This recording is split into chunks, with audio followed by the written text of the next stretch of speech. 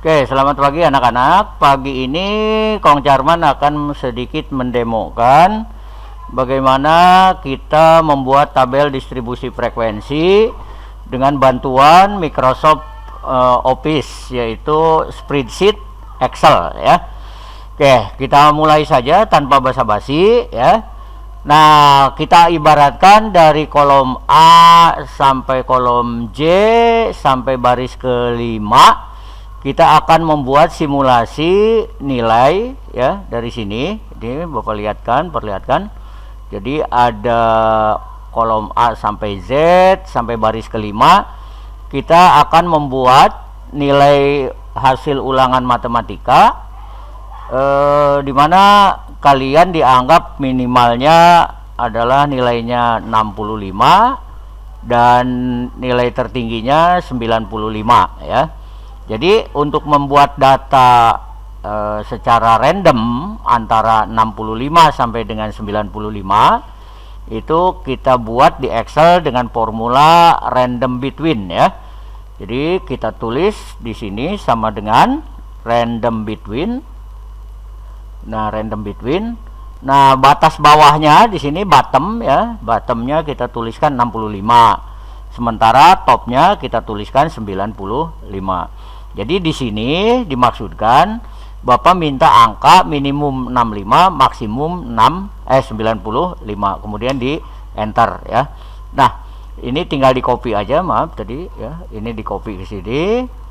Ini juga di copy ke sini ya. Jadi ini udah kelihatan ada 90, ada data 50 data, di mana yang paling kecil adalah 65 sampai dengan 95.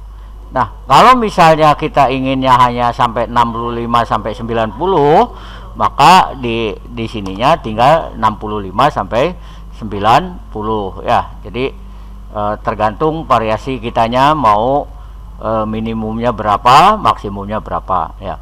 Oke, angkanya secara acak kita sudah dapat ya, yaitu angka minimumnya 65, angka yang tertingginya itu 90.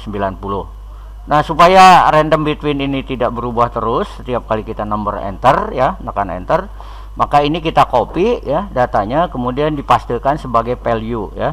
Ingat di sini tinggal dipastekan. Maka angka yang tadinya formula ini udah menjadi teks ya. Nah, ini hasilnya ya. Jadi dengan cepatnya kita bisa dapat data nilai minimum berapanya. Nah, ingat untuk membuat tabel distribusi frekuensi kita harus mengetahui dulu banyaknya data ya. Banyaknya data itu dalam statistik biasanya didefinisikan dengan N ya. Nah, untuk menghitung banyaknya data di Excel kita pakai apa? Oke, benar ya, pakai count ya. Count ya.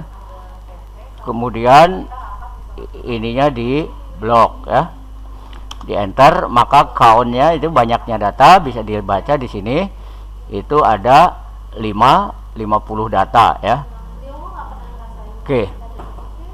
Nah, setelah banyaknya data diketahui, maka kita harus mengetahui data terbesar ya, atau nilai terbesar berapa. Nilai terbesar ya. Nilai terbesar itu ya, itu sering kita definisikan dengan apa? Ayo, siapa yang ingat di Excel? Oke, nilai terbesar yaitu adalah max ya, pakai rumus maksimum ya. Jadi sama dengan maksimum ya. Kemudian ininya di blok. Ya. Oke, enter. Nah, kalau kalian sering bolak-balik menggunakan blok lagi, itu kan capek ya. Nah, lebih baik kalian di blok ininya ya. Kemudian kasih nama, misalnya di sininya nilai ya. Jadi bloknya adalah nilai ya. Kemudian jangan lupa ya, kalau udah dikasih nama di enter ya. Nah, sehingga untuk nilai terkecil ya, nilai terkecil itu dalam Excel tinggal apa?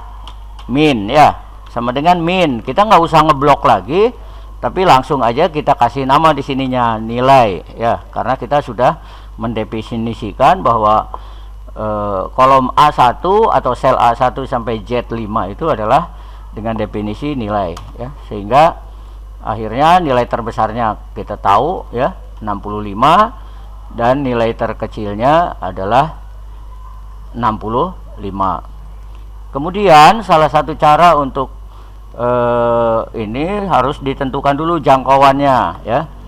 Jangkauan itu data yang maksimum dikurangi data yang paling kecil ya. Nah, di sini kita lihat berarti sama dengan sel O2 dikurangi dengan sel O3 ya. Nah, itu data jangkauannya berarti ini. Nah, dalam aturan Stargess untuk bikin daftar distribusi frekuensi ini ya, kita kenal dengan rumus ya untuk mengetahui banyaknya kelas ya. Banyak kelas ya, ini biasanya didefinisikan dengan K ya, itu dapat dicari dengan formulasi ya, sama dengan 1 ditambah 3,3 dikalikan log n ya. Log n nya di sini n nya adalah 50 ya, berarti log n. Oke. Nah, ini didapat 6,607. Kalian boleh aja membulatkan ke 7, boleh juga kalian membulatkan ke 6 ya. Kalau oke, karena 6,6 Bapak bulatkan ke 7 ya angkanya. Jadi banyaknya kelas itu ada 7 ya. Oke. Selanjutnya setelah ditentukan banyaknya kelas, kalian ditentukan panjangnya kelas ya. Panjang kelas itu biasanya didefinisikan dengan P ya, dimana P itu adalah bisa dicari dengan jangkauan dibagi dengan banyaknya kelas ya. Jadi jangkauan di banyaknya kelas itu dapat 3,57, kita bulatkan aja 4. Nah, dah selesai ya. Data yang kita butuhkan sudah lengkap. Mari kita sekarang bikin daftar distribusi frekuensinya ya. Nah, distribusi frekuensi ya. Nah, oke ya.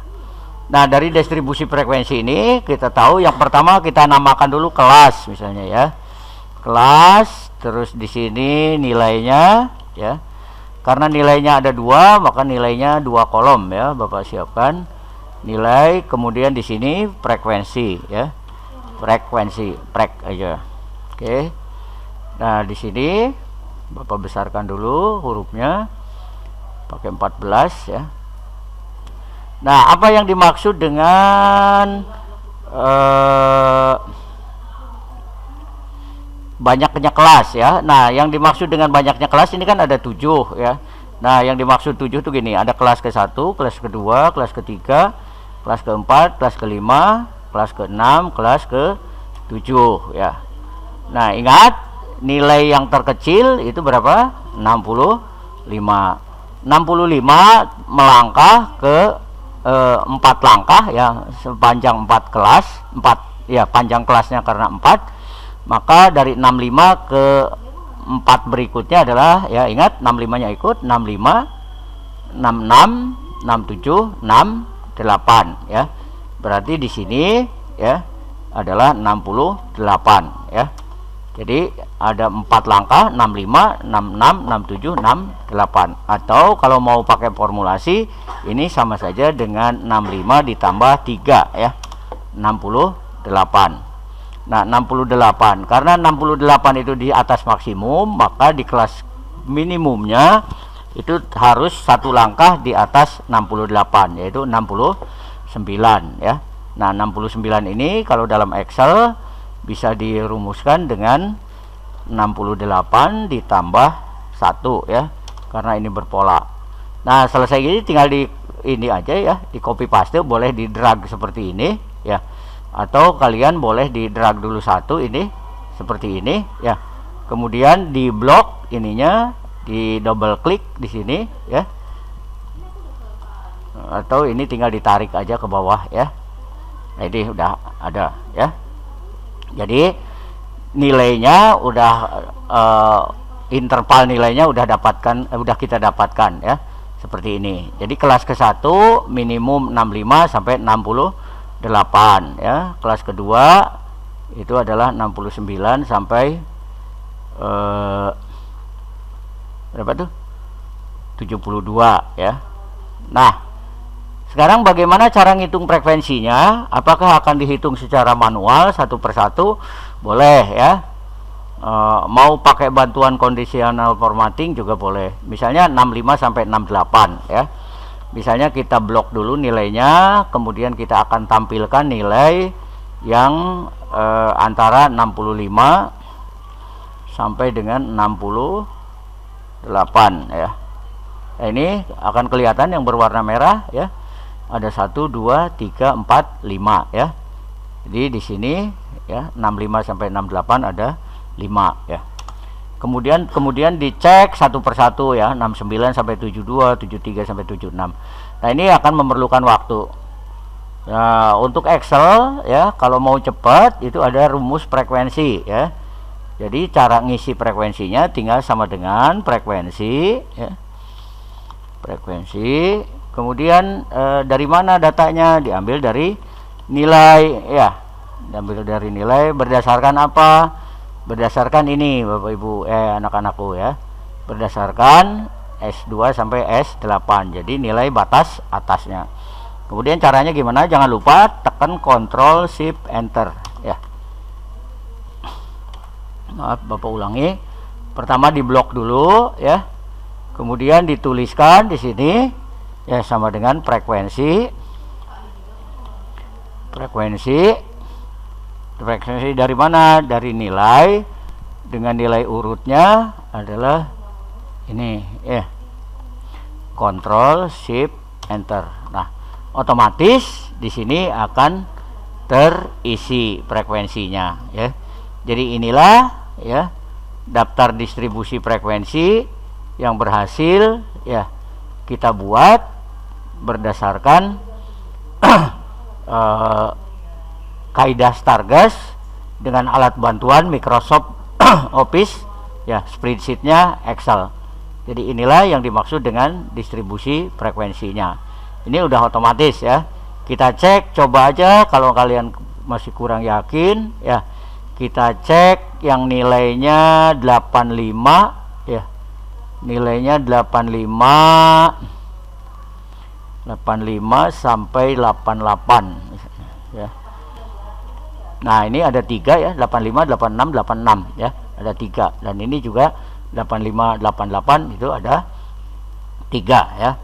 Nah, kalau kalian masih kurang penasaran, mari kita hitung frekuensi yang terbanyak yaitu 69 sampai 72 ya.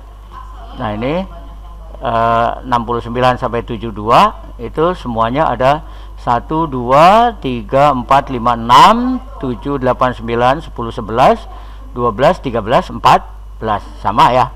Nah, demikian tadi demonstrasi bagaimana cara menentukan tabel distribusi frekuensi dengan bantuan Microsoft Office, yaitu spreadsheet Microsoft Office, yaitu yang dinamakan dengan Microsoft Excel. Demikian pembelajaran singkat. Semoga kalian bisa mempraktekannya di rumah maupun di lab ya. Oke, assalamualaikum warahmatullahi wabarakatuh.